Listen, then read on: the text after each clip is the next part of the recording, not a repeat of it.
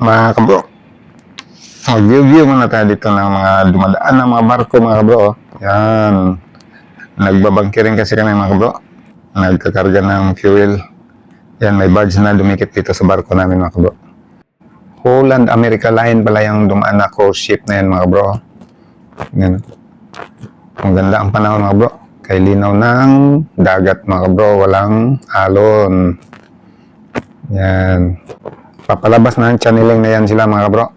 Yan ko kung saan yung next destination nila na yan mga kabro.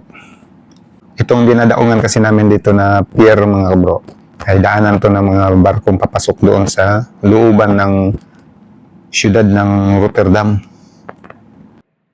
Kaya pag manatimingan na nagkakarga kami ng fuel dito, ay maka-video-video din pag may time mga kabro.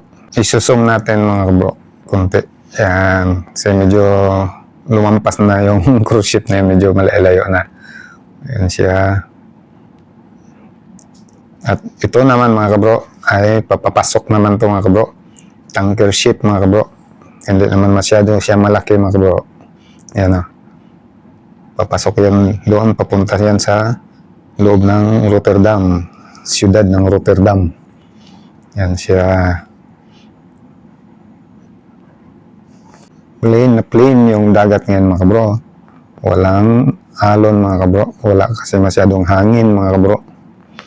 Good weather ngayon.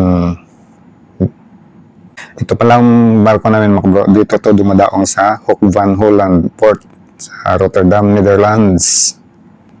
At ito naman mga kabro, dito na ako pumisto sa may breakwater. Hindi kalayuan sa dinadaungan ng barko namin. Yan, ito yung breakwater mga kabro. Malapit dito sa beach resorts dito sa Hoek van Holland mga kabro. Dinadayuhan ng mga namamasyal.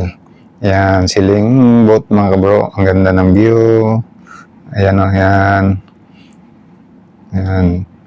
Medyo maalon-alon to. Konti lang mga kabro. Yan. Andun sa dulo yung barko namin mga kabro. Yan. Okay mga kabro, thank you for watching. See you in my next video.